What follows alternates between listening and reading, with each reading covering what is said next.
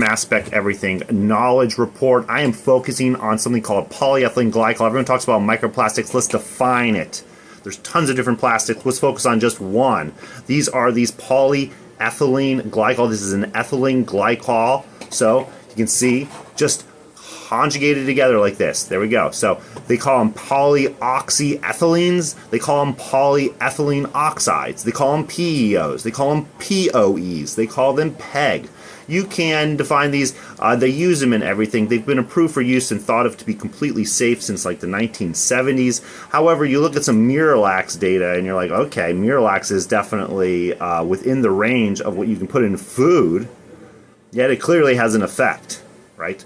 So it's also used in vaccinations. It's used as an adjuvant. They pegylate lipids. They pegylate proteins. They pegylate drugs. They use it for everything. They use it in hydrogels for different gum diseases. They use it in everything. It goes in your body. It goes on your body. It's its lotions. It's its creams. It's in your food.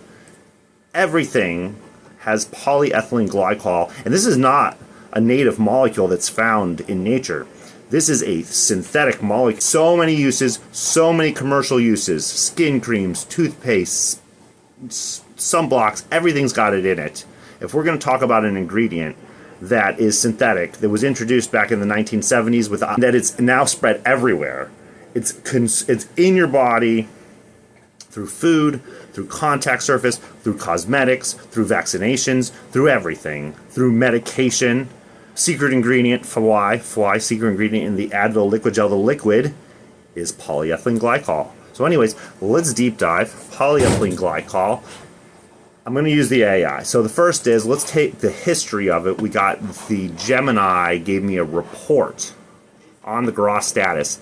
And this is where I found the rules. Okay, since the late 1970s, there is part 186, which covers indirect food, but let's ignore indirect food because we're just going to say that it's in food. So part 172 regulates food additives permitted for direct addition to food, and it includes polyethylene glycol all the way from 200 to 9,500 molecular weight mass size. So that's a big distribution of polymers, and you can use it in anything direct addition to food. Okay, Miralax is 3,500 molecular weight, so it's right down kind of in the middle, right? So that's the answer. Okay, but then the question is, why? The Grok a different question. So Grok, I'm already like, okay, we know you can use it. We know that it's been accepted as safe forever. Let's not talk about regulation. What is it in, and why do they use it? Why did we even need to use it? Did we forgotten why we use it? We're using it for a reason. And it seems like the number one reason that I'm getting is that PEG is an anti-foaming agent. So in industrially processed manufactured foods, if you're spinning things that are going to froth, you'll get bubbles and it will overflow and it will make it difficult for you to package it. And that seems to be the reason. That's the reason. So then you're like, okay, what foods are processed using anti-foam agents, PEG anti-foam agents? And so it is soft drinks, carbonated beverages, fermented products like beer, soups and broths, anything that's canned, okay?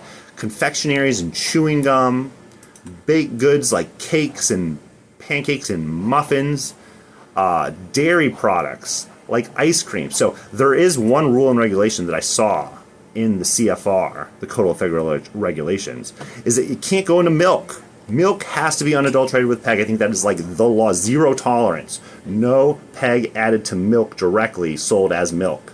However, other dairy products definitely use PEG. Ice creams and yogurts, anything where you're going to mix it to maintain texture, prevent ice crystal formation.